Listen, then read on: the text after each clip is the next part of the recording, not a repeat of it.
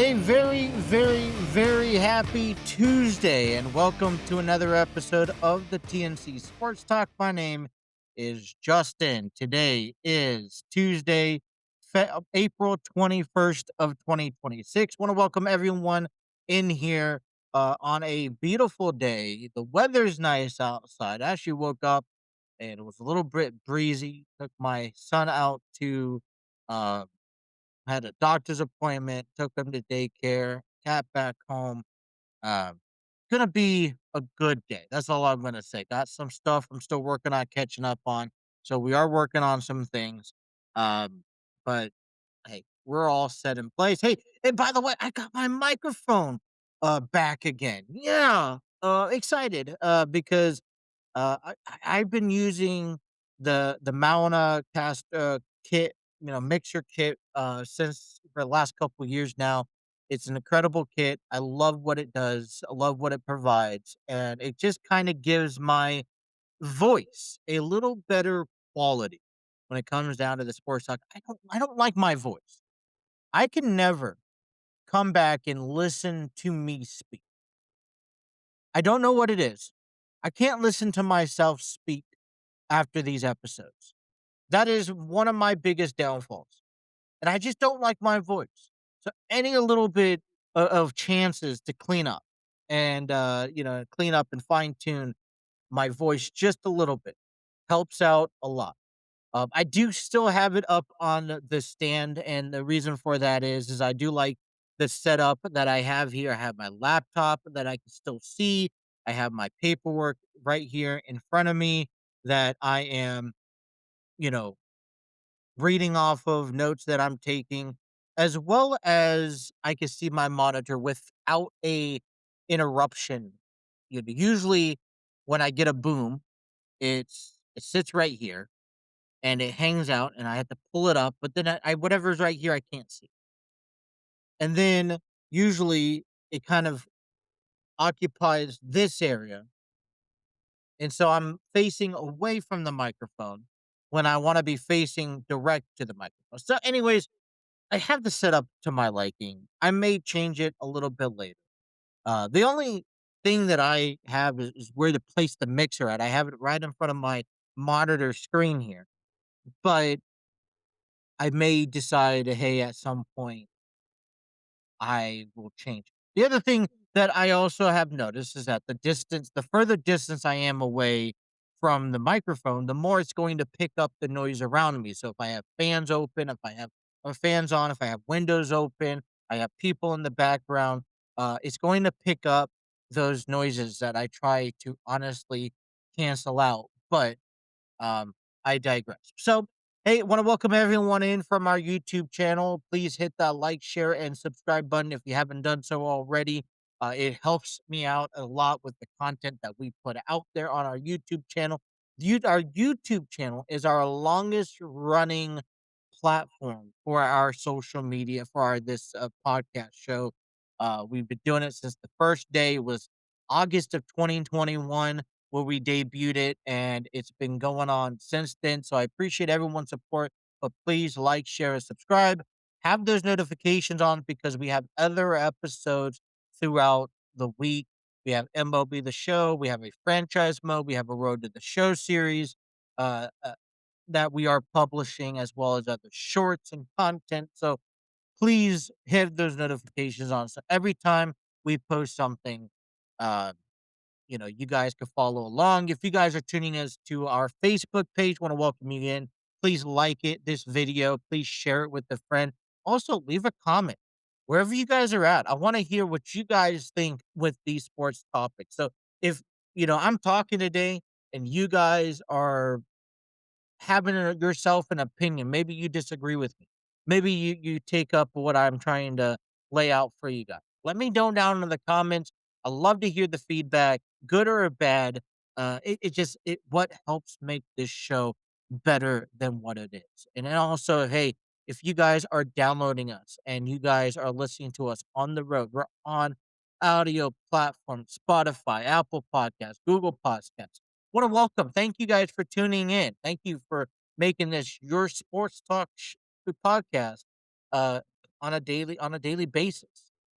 Anyways, so yesterday we have gotten ourselves unwind a little bit from WrestleMania week. And we got ourselves prepared for what's to come when it comes to the Raw after WrestleMania. And I feel like maybe we are beyond this, but I've always set a high standard for the Raw because for the Raw after WrestleMania because it sits here and it sets the tone for what's to come. A big moment like we saw at WrestleMania 42. It sets the tone to what we're expected to see heading into Backlash, which is on May 9th. The road to SummerSlam to me is right around the corner. And so there are new storylines, there are new developing concepts, and there are also opportunities provided where people get to come up, they get to get recognized from the talent and from what their work down in NXT. And they get to shake the WWE with full force. So last night to me plays just as big of an implication to the storyline of what took place at WrestleMania in comparison to any other week or any other show throughout the week.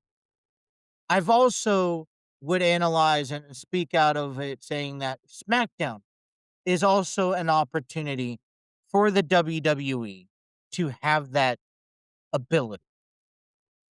And so Raw took place last night. And by any means necessary, it wasn't anything spectacular, so to say. We saw a couple of NXT talent get called up. We saw an NXT promotion that we'll talk about. We had promos, recap of what took place over WrestleMania. It's important, though, that my expectations and my standards, the bar is set high, set up here, where the actual expectations are down here in the middle, right? So my, you know, meter range of expectations sit at a maybe at 8 or a 9. I want to be blown off at the edge of my seat. But the WWE is sit at a 5, it's about a 5, maybe a 6. And so that would be the standard. So if you watched Raw last night on Netflix or wherever you guys got your wrestling program, where did Raw fit on a scale of 1 to 10? 4 being the fact that it's the night after WrestleMania, which is important to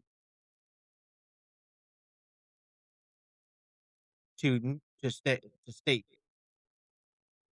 I put it at probably about a 6, maybe a 7. And that is being generous to the WWE. And here's why. My biggest conundrum when it comes to the WWE, when it comes down to a year-long professional wrestling company, are what every episode, every feud, every segment has to have some sort of progression in whatever they're trying to tell. And to disclaimer, there has been times where the WWE just is stale. Nothing's moving along. It's the same matches. It's the same feud. And we are stuck in a limbo until until time comes along or something comes along where it warrants a position to move forward and to develop a storyline. And although last night things kind of took a little twist and you maybe asked yourself some questions, the bottom line is that things that happened at WrestleMania fell over into Raw. For example, Braun Breaker made it very clear with his actions that will see that he is not done with Seth Rollins, that he has a lot of work to do with Seth Rollins, and then that feud is only beginning. Let's date you back to Saturday, where Braun Breaker spears Seth Rollins at ringside, costing him the match against Gunther. Javon Evans became so close to winning the WWE Intercontinental Champion. So much so that he believes that he's still at the top of the list when it came to being the next challenger. Ethan Page makes his main roster debut. They have a fight, and in the midst of the fight, Rusev comes out, takes out Javon Evans, takes out Penta, who tried to save Javon, and makes it abundantly clear that he means business when it comes to getting that IC title. We also, Finn Balor is another prime example where he took care of business on WrestleMania weekend, but wasn't done there because he had to take out his best friend in JD Madonna yesterday. He was able to accomplish that at the cost, though, as after the match, he was attacked by Dominic Mysterio. And so we saw progression still fall over into Raw. We saw the Street Profits return as they looked to spruce up the tag team division. They came out and saved Seth Rollins in the brutal beatdown that Seth Rollins put himself in. And let's be honest, Seth Rollins put himself in a predicament where he was 3-on-1 and he just was not going to win. Now, Braun Breaker and the Vision had the final word, but it wasn't at the cost of the Street Profits saying, hey, we're going after the tag team titles. So Ruka got her call up. Now, I don't know if she's officially caught up to the main roster, but she had her moment. As remember, she was the one of the final three in the Women's Royal Rumble match earlier this year, along with Tiffany Stratton and Liv Morgan.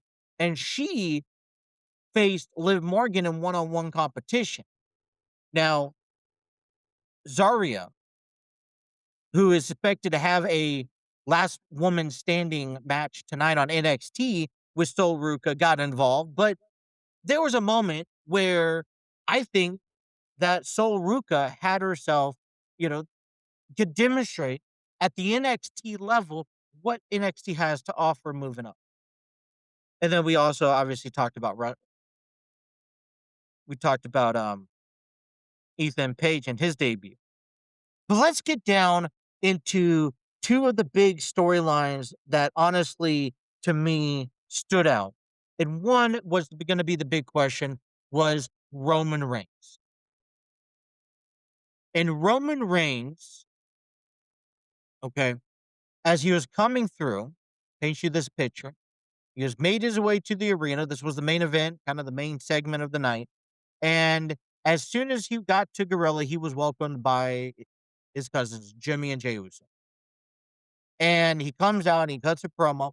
And he basically tells the Usos that he doesn't want them to serve him. He wants them to stand by him. Roman Reigns wants to reunite the bloodline, Jimmy and Jey Uso specifically, and walk on top of the WWE division like they once did. And I'm just, it was exciting, but I'm also very terrified. Now, I don't know how many people, maybe you guys are feeling the same way. And if you guys do, please feel free to comment how you guys feel about this. But do you trust the bloodline reuniting? I remember the 3-year dominance that we saw from the bloodline.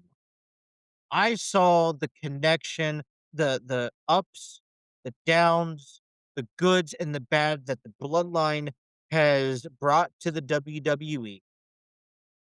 And it was an entity, it was a faction that just never seemed to go away.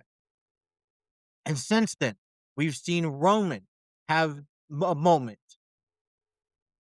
where he has had himself a singles run. We've seen the Usos go off and do their own thing. But they're at two different levels than they were a few years ago. The bloodline was just running through, was dominant. They'd run through anything and everyone they could possibly get their hands on. Do you think reuniting them this go around creates a better faction than it did a couple years? Because it's been pretty hard to top. Now, one thing is undeniable, is that this family, together or separate, is still dominant. They're still a force to be reckoned with in professional wrestling alone. But it honestly scares me for any upcoming talent. It scares me for any future champions. It scares me for the dynamic of the WWE if we see the bloodline return. Now, this was interrupted by Jacob Fatu, who ends up challenging Roman Reigns for the WWE for the World Heavyweight Championship at Backlash. We'll get into that in our main segment today. But just the thought of the bloodline returning holds a different ring. On top of that, Cody Rhodes and CM Punk, it looks like they're destined to meet at WrestleMania. Couple of interesting words were given that CM Punk made a couple valid points. CM Punk said, Cody, look, I face somebody who I actually hate. And it's a lot easier to compete against someone that you don't like because you don't feel any remorse. You don't feel hesitant or guilt in, hitting somebody that you just don't like. Where Cody, on this other hand, you had to face somebody that you love, that you looked up to, and words of wisdom and advice. And you wanted to mimic a career, a successful Hall of Fame career in, and you had to take care of business. That is pretty hard to do. Um, Cody, and basically it comes down to it where Cody's offering CM Punk a chance at the WWE Championship. And we may, and honestly, will see that at some point in time here in the upcoming year. Now, I was reading into this, hearing some other people's thoughts, and to be honest, I only recommend, I can only suggest this, that they don't wait an entire year for this to happen. You don't wait 6 months for this to happen. That we see this feud, this match take place sooner than later. And so, realistically, I would like to see, uh, I would enjoy to watch Cody Rhodes and um, CM Punk go at it. I think that they would have a great chemistry in the ring. I think CM Punk is going to take a little bit of time off to really heal himself, to come back when he's healthy again, which is fine by me. So I overall just do not want to wait until next year. But I got that good feeling that WWE is already starting to write matches and feuds heading into Saudi Arabia next year. And this could be a favorite that they're going to at least initiate and go with. If all else goes well, they're going to go with. What was your best match from last night on Raw? When I looked at it, there was only 4 matches on the match, but it wasn't anything big. But I had really had to highlight the Liv Morgan and Solar Ruka. Now, I would like to see Solar Ruka up at the, you know, main roster here movement forward. I know she has some business to handle tonight against Zarya, but you know, hey, we're supposed to see some up and coming stars, and I think that she's proven herself. She has. She was so fun to watch in the ring. The high flying moves, the way she could just bend, twist, and turn. I think for me, just it is on a different level, and I could just only imagine how that elevates and what it brings to the table when it comes to the main roster on Raw or on SmackDown. I think it's needed a little shift of the style of competitive competition is what is needed. Um, I think it gives Liv a little feud. It gives a good start. It also establishes Soruk. It gives her a chance to build fans. I mean, there was a nice pop for her. People know her. She was at the Royal Rumble. Like I said, she finished in the final 3. But I really loved this match. I was engaged a lot more so in this match than other ones. I did like the Finn Balor and JD McDonough match, but I really say Liv Morgan was the best match of the night. So let me know down in the comments what you guys think the best match of the night was, and maybe your highlighted parts from the Raw after WrestleMania, and did it live up to your expectations? It's okay if it didn't, but let me know in the comments. All right, we are going to move over to the Cincinnati Reds. They took on the Tampa Bay Rays in game 1 of a 3-game series last night at Tropicana Field, the stadium that was torn apart and had to be under construction. Tampa Bay took went over to the is it Stein Brothers Field, the minor what is it? It's the farm. It's not the farm. It's the Grapefruit League spring training field that the Yankees use in February and March.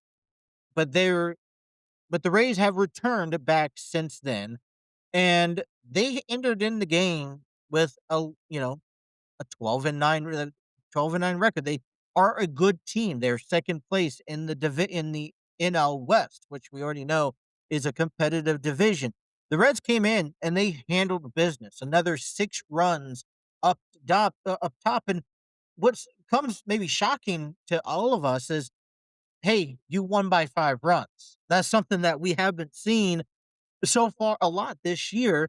Thanks to Rhett Lauder. Had a good outing. 6 innings, 5 hits, 1 earned, 1 allowed, 2 walks, and 3 strikeouts. Sal Stewart hit a home run in the first, a 2-run home run, scoring in Matt McLean. And it was just all from there. Sal Stewart currently leads in the month of April the Reds in the most home runs for the organization. And that comes to me by surprise, to be honest. And I guess you're asking yourself if we could have this conversation at length on a later date if we want to, and we probably will. But we brought in Gino Suarez because he hit what 40 plus home runs last season. We kind of brought in his skill level at 40 home runs, maybe 30 plus home runs this year. Where is Gino on that trajectory? And is he on path to still hit 30 home runs? Sal Stewart, you got April, May, June, July, August, September, 6 months. If you finish off the month of April with 10 home runs, that's 60 projected to hit 60 home runs, which you know, will have its ups and downs, but maybe subtract 20. So right now, to me, Sal Stewart not only leading the team, he's on the trajectory path of 40 plus home runs if he keeps up, where he's going. And that's great. Love to see it. Offense was swinging, 9 hits to the record here, and that's what we want to see. The good news is is that the Reds are going to walk away with this road stands with a winning record despite whatever the result is tonight and tomorrow. They have won 4 in a row. They have won 5 in a row, but 4 in a row on the road, and they look to continue that. Take another series. I don't think we've lost a series yet, but take a series and solidify a win tonight as they are going to be taking on the Tampa Bay Rays in Game 2 of this 3-game series tonight at 6:40. You can watch the game on Reds TV or listen to it on WOW 700. The Reds have moved up to a 15-8 record, 7 games above 500 baseball. First time this year, and first, and they only had 7 games above 500 once last season. So just another notation onto this great start that the Reds are having. The Rays will enter in with a 12-10 record. The Reds will have right-handed pitcher Chase Burns on the mound. He is coming into this game with a 1-1 record, 4.24 ERA, 4.42 ERA, excuse me, and 22 strikeouts. Burns last pitched back on last Thursday, where he went up against the Giants. He pitched 6 innings, giving up 2 hits, no runs, 1 walk, and 4 strikeouts. Well, they're going to have their work cut out for them. They are going to be facing left-handed pitcher Steven Matz tonight. He's coming in with a 3-0 record, with a 3.80 ERA and 21 strikeouts. So if you're gonna, let's look at what type of strategies could you give the Reds heading into tonight's game. Well, let's work the count. The quicker you could get into the bullpen, I think the better the game's going to be. Let's not wait to work the count. It's not just about working the count, but it's also being aggressive when it comes down to hitting, uh, especially for Cruz and Suarez. I think Match is probably licking his chops heading into the night, thinking, "Hey, I'm going to rack up some strikeouts." Right now, that is 7 strikeouts a game. So Match is on a good roll right here. It's about 7, 6, 5 strikeouts a game. That's pretty solid if you're a pitcher. And so, if you do not get behind in the count, and then let's keep the bats rolling heading into tonight's ball game. Um, that is what I'm looking for. The other thing is, if I'm not mistaken, I'll have to go back and look at it. I'll have to see here. Wasn't Ellie De La Cruz in the lineup today or last night? I'll have to let me pull that up here real quick. The question I was lingering in was if Ellie De La Cruz, when is he going to have his days off? And I feel like this is a good series. I feel like the Reds are in a comfortable situation, and Cruz were in the lineup yesterday. He's played all games, and I'm fine with Ellie De La Cruz playing every game but I don't know, remember where I saw this at, but it makes sense to me to consider, hey, this series, let's give Cruz some rest. And the reason why I say that is because the Ellie De La Cruz has kind of taken some bumps in the last series against Minnesota. And the last thing we need him to do, especially this early on, is to play and be banged up. Yes, this is a important series. All series are important. But I don't need him to have a repeat of what took place last year. And I don't need him to find out that he got hurt, that was an injury dated back for April, coming into July or August when we need him the most. I am still waiting for Terry Francona, who made it abundantly clear that his responsibility this year is to balance the workload out. He's done a good job with the bullpen. Now it's time to do it with your position players.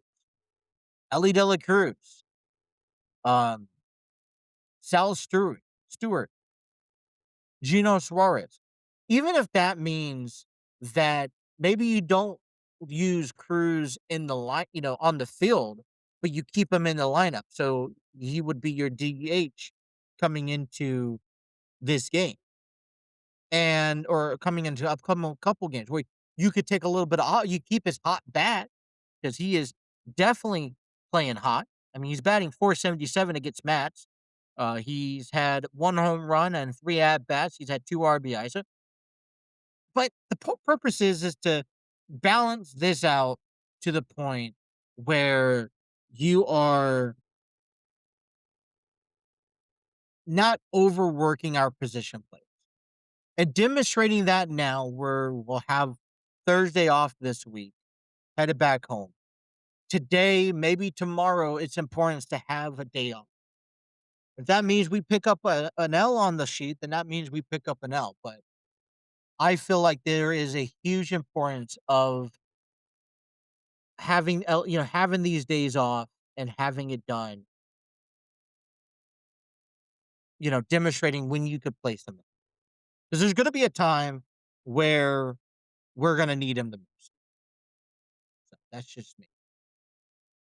But let's also take a look at the National League Central while we're here. Okay. National League Central, we saw the Marlins beat the Cardinals in Miami last night, 5-3 final score. We saw the Cubs beat the Phillies 5-1 last night. Today, we'll watch the Cardinals and Marlins in game number 2. First pitch at 6:40. Tonight, we'll see Detroit host the Milwaukee Brewers. Milwaukee comes in with a 12-9 record as Detroit enters in with a 12-11 record. That first pitch is at 6:40. At 7:40, we'll see the Phillies and the Cubs. And at 8:05, we'll see the Pirates and the Texas Rangers.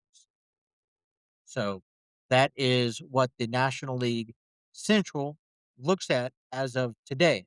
I always love when Major League Baseball or any other sports program talks about the Cincinnati Reds or the National League Central just overall, because I feel like this is a division, both in the American League and National League, that gets shoot right over our heads and we get overlooked at, to be honest. And I don't like it. Now, it's especially good for a good feeling when they say nothing but good things coming out of the NL Central or even the Cincinnati Reds. Well, on MLB.com, written by David Albler, okay, that was posted this morning. You guys can read it if you like. But he talked about the hottest division, and he proclaimed that the NL Central is the hottest division in baseball. And the simple proof of the matter is that today they're still the only team, or the only division that has all teams in the division with 500 plus records. And I think that's incredible. Your fifth place team, the Milwaukee Brewers, sit with 12-9 at a 571 winning percentage. Reds up in first. The Pirates, the Cubs, and the Cardinals are all tied for second place in the hence. And there's no other division, okay, the division era has started back in 1969. No division has ever finished the season with all teams in their division with above 500. Could we be on the verge? I know we're speaking really fast too early, only in the month of April, but it's a great conversation to have now because we could use our imagination for this. But could we see the entire NL Central Division finish the season off with above 500 record? Here's another interesting note. Okay, it's only happened twice where all teams in the division has either played 500 baseball or better. So they finished off. Now, you can't see that here today because we have 160, is it 162, 163. I guess you can. You can see that today, yeah, because it's not football. I'm thinking about wrong sport. But you could have, finish off 81 and 81, and that's still considered at least it's not considered a losing record. But it's only happened twice where one division every team in that division not had a losing record. So they finished 500 or better. It was the 2005 NL East, which was consisted of the Braves, the Marlins, the Phillies, the Nationals, and the Mets. The 1991 AL West, which before the reconfiguration had the Twins, the White Sox, the Rangers, the Athletics, the Mariners, the Royals, and the Angels. Pretty much difficult to do, to be honest. So, in hindsight, the NL Central is right now the best division in baseball. I still find it struggle to believe it, but according to statistics and according to what we see right now, the National League Central is pretty dominant. In this article, which I had to even look at, Milwaukee Brewers 9-12-9. The last place team in the NL Central sits, if you would have placed them in the American League Central, they would be sitting in first place.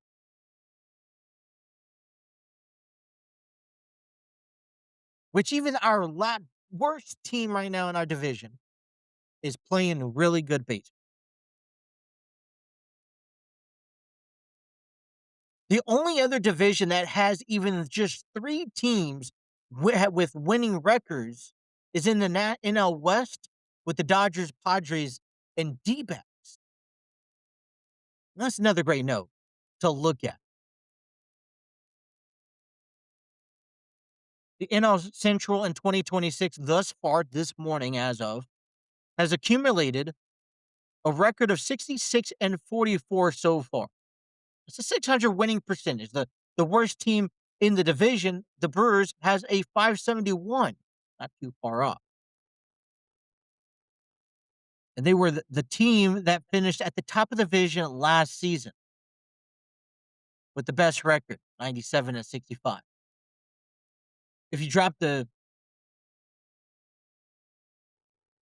so, I like to bask in the glory a little bit because I don't feel like this is going to be something that we're going to, I would hope, I pray that this is something we carry in throughout the course of the season. But it's just something fun to think about that, hey, we're a part of a division right now that is playing really good baseball.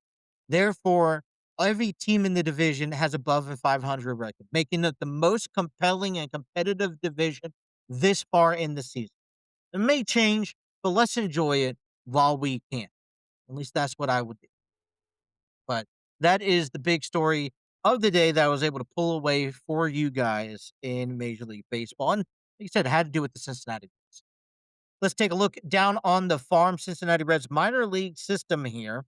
In AAA, every team had a day off as part of their ritual schedule now, where they have Monday off where they travel, and then they begin a 6-game series that concludes on Sunday, begins on Tuesday. Well, the Louisville Bats will enter play, and they're on the road against the Iowa Cubs. The Bats are 12-9, and they sit in third in the International League West Division.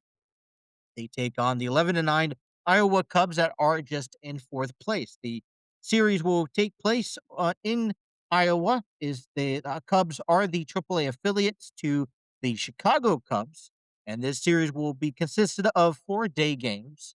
One starts around 4 o'clock in the afternoon, and then 2 night games for the series. Double A, Chattanooga Lookout. They are also on the road to Knoxville as they take on the Smokies in a 6-game series. The Smokies are the Double A affiliates to the Chicago Cubs. Lookouts interplay with a 12-3 record as the Smokies, and they are in first place of the Southern League North Division, as the Smokies are 8-7, and in second place, their 6-game series will be consisted of 2 day games and 4 night games. And High A Daytona Dragons are 7-7 entering play as they head back home to host the South Bend Cubs. The Cubs are the High A affiliates to the Chicago Cubs. The Dayton Dragons are in third place of the Midwest League, as the South Bend Cubs are 8-4 and first place of the division. And that is a look at your minor league showdown all week. We will come back on Friday and giving you a mid-series review. Right. Cincinnati Bearcats begin a have a game tonight. They are on the road at the Northwich Stadium in Dayton, Ohio, as they take on Wright State Raiders tonight at first or this afternoon. First pitch is scheduled for 3 p.m. The Bearcats interplay with a 27-15 record. Although their overall record doesn't show in the conference play, they are only 8-10. This is not a conference game.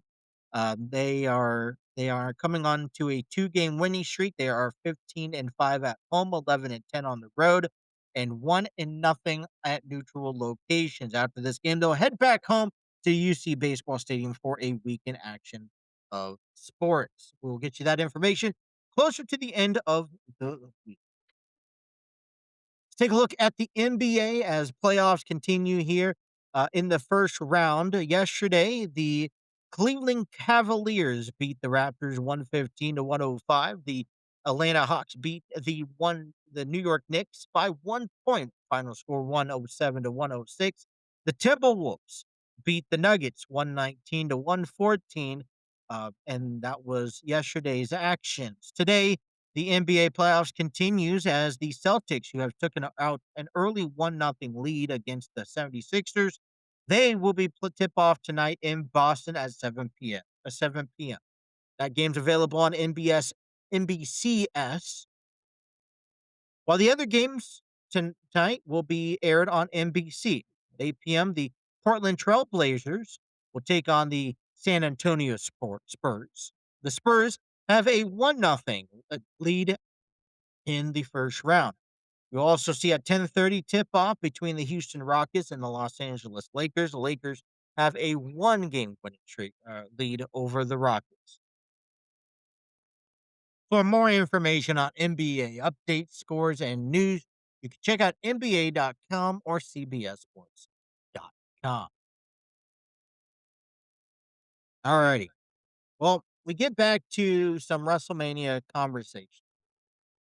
And I really want to just take this moment, dive a little bit into them. And I want to go back to last night on Raw. And this is relations for Jacob Fatu defeating Drew McIntyre at WrestleMania Saturday. Overall, this match had a little bit of everything. I was a little bit disappointed that the match did not spill into the crowd. I really was hyped for that. I really wanted that to happen and take place, but we didn't see it. No, it's okay. Pickers can't be choosers because at the end of the day, Jacob Fatu walked away victorious. And I feel like it's justified.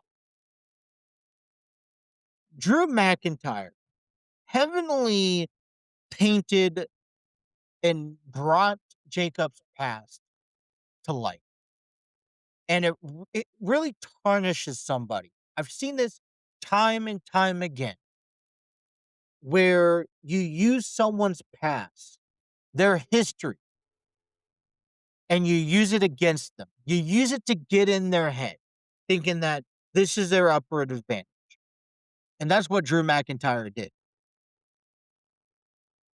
And this was the moment where we see Jacob Fatu stand up for himself, step up to the plate, and deliver on executing a complete process of winning this match to where, hey, this is my past. I've left it in the past. How dare you bring it back to my present?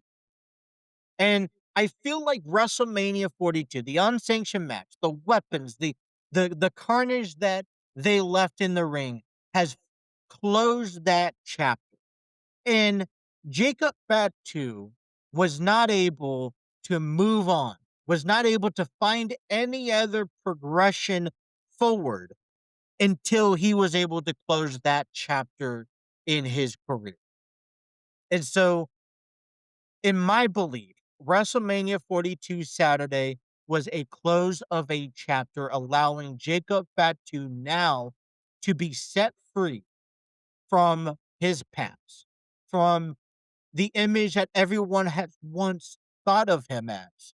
So he can now move forward in being winning championships, being dominant, having successful storylines. And look, we've seen it. We've seen the tearing with Jacob, with the feud he had with Solo Sikoa, with Drew McIntyre. And so I'm glad that we get to see this happen.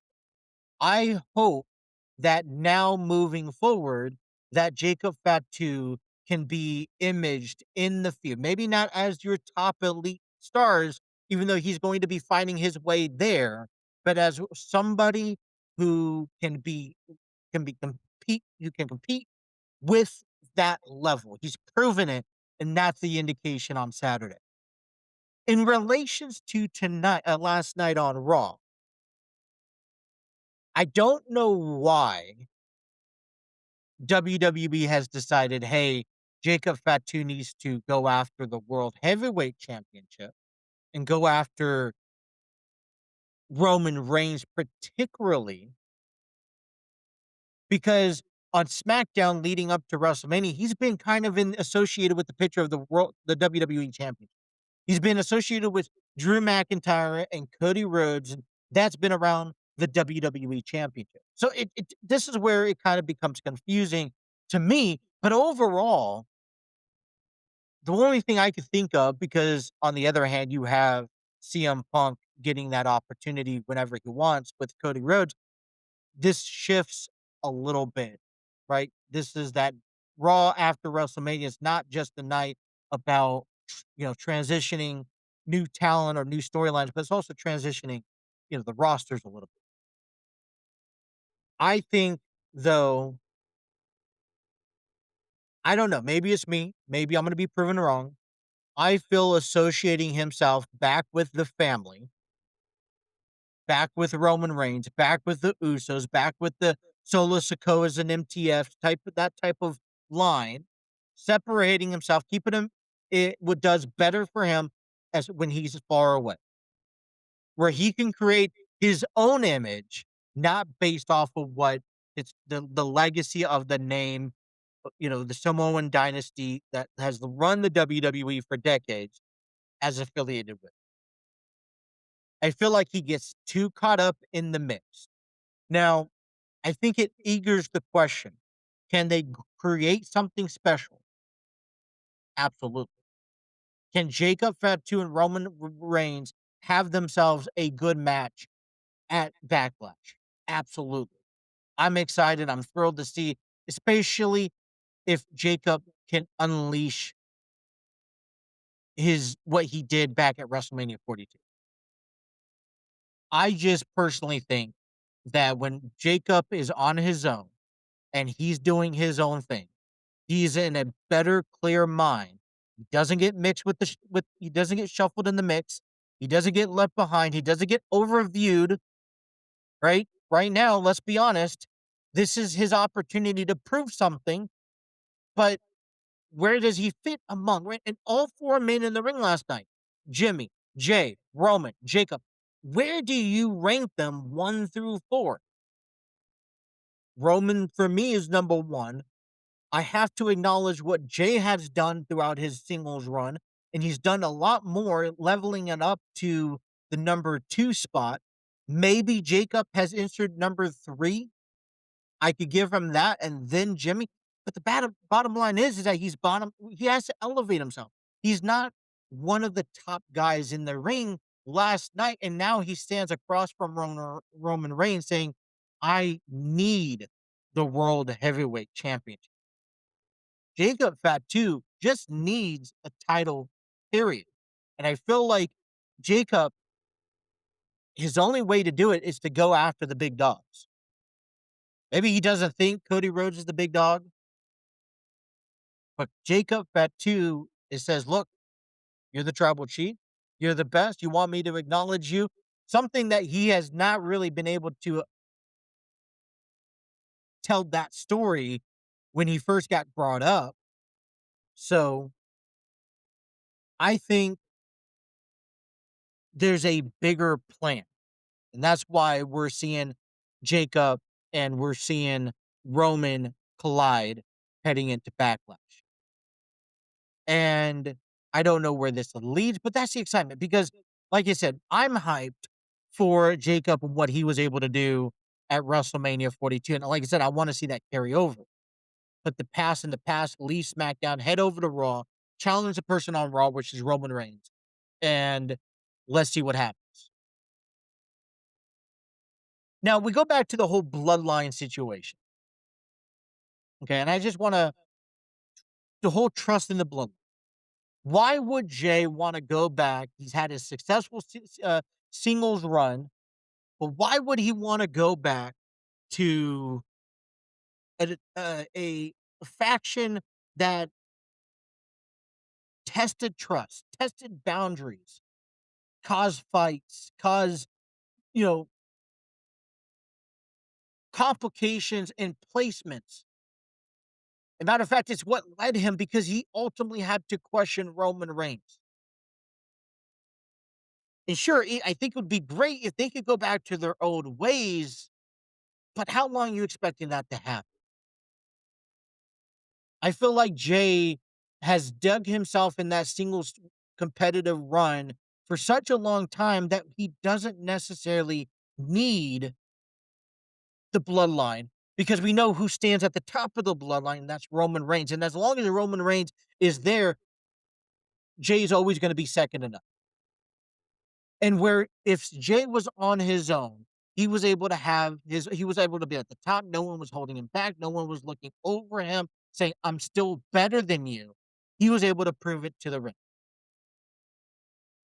I feel like this just honestly dampers momentum to Jay, Jimmy, keep them back in the tag team division, which I understand needs another resurgence. But that's where I really question, does the bloodline reunite is something that we should be looking forward to seeing. Also, let's talk about this briefly here. Roman Reigns defeating CM Punk. It's been the kind of the highlight since WrestleMania Night 2, other than Brock Lesnar retiring.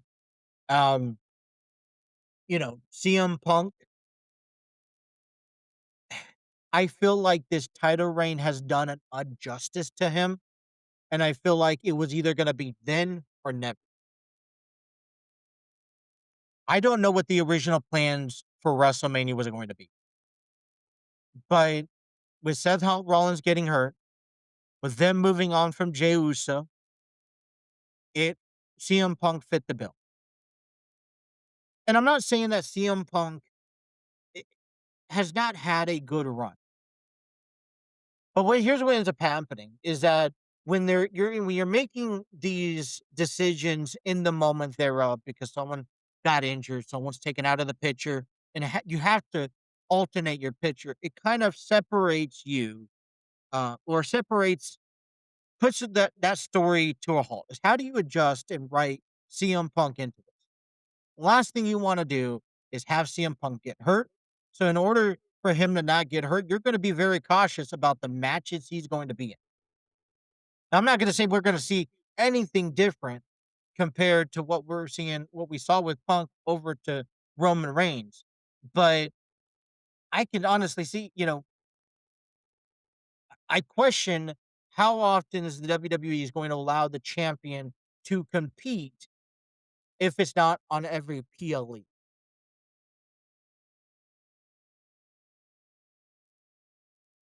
Once again, Roman Reigns winning this title, I think it goes back to something that Roman and even Paul Heyman has proclaimed. And basically is, look, you don't the bloodline, this family will show up when the WWE needs them to show up. They will be there. They will always be there. And they don't need necessarily titles on their belt. But when things get too far out of hand. It's taken a hard left. When things get, when it's time for this family to regain control, they will gain control. And on WrestleMania 42, we saw, and WrestleMania weekend overall, because not only we saw Jacob win, we saw the Usos win, and we saw Roman Reigns win. But that tells me that they're true to their word, and it's undeniable. They may not have been worried about a championship, but now it's presented themselves, and it's time for this family to take control over again. So you see how this picture is finally coming back into place? The WWE is good on some things. They may not follow through with a lot of these storylines, injuries and contracts and stuff like that, do tend to change from time to time, but you could be certain they do still follow through on some of these storylines. This is the same thing that Roman Reigns, Paul Heyman's were saying since day one of this time, and it's coming to a complete circle. So now we're seeing the new chapter of the bloodline, this new chapter of this storytelling that's been told for the past 5-6 years in the making. And it's honestly exciting, isn't it? Like you said at the beginning of the show, I assume, and I know what assumptions do, but I assume that CM Punk will take some time off, you know, get better, be healthy. We'll see him before WrestleMania, absolutely. But I don't know right now, what do you do with them? Yeah, you have Cody Rhodes, who's offered him a championship match, but I still feel like there's unfinished business that's leading into backlash when it comes around to Randy and Cody. Which, if it feels like they're hinting, which I don't like this hint, by the way, that Cody's going to remain as your WWE champion in the foreseeable future. If you're telling me that if Cody Rhodes is offering CM Punk a championship match whenever, that Cody Rhodes will once again rule the WWE championship either for the entire year or will lose it and then once again gain it back if it's something that leads into WrestleMania. No? Is that not what it basically tells us? That's what I'm taking away from it. What I'm seeing, let me know down in the comments if I'm seeing something different. But the last thing I want to mention before we wrap up this show here today is that Obafemi came out, claims that he's the new ruler of the jungle, and left. I don't know what the next plans are for him. I don't know who he's going to set his face next. And that may be uncertain. But what we do know is that we have a new rule in the jungle, which is still exciting to see. It questions me because it looks like the WWE is not ready to start anything crazy yet, right? Oba and Cody or Oba and Roman. Oba's not even in the predict conversations. He's surpassed that conversation of, hey, what about the United States Championship? Or what about the Intercontinental Championship? No. And the way that they built him up, well, hey, he surpassed the championship itself, but he still needs to prove that. So we'll have more of those conversations here later this week. We'll have more WrestleMania conversations. If there is a particular match that you guys want to talk about, let me know down in the comments and we will squeeze that in. We will be back again tomorrow, Thursday, and Friday, all from noon to 1 here. And we will also provide you some updates as we are trying to catch up on our franchise mode and road to the show in our MLB The Show 26. But with that being said, that is all the time I have for you guys today. I want to thank everyone for tuning in to our show. Please like, share, and subscribe for more content. Please follow us on our Facebook, TikTok, Twitter, and Instagram page, and listen to us on the road wherever you guys get your podcasting needs. Until tomorrow, you guys have a wonderful rest of your day. Take care. Thank you guys for tuning in to the TNC Sports Talk. I am out. Have a good one.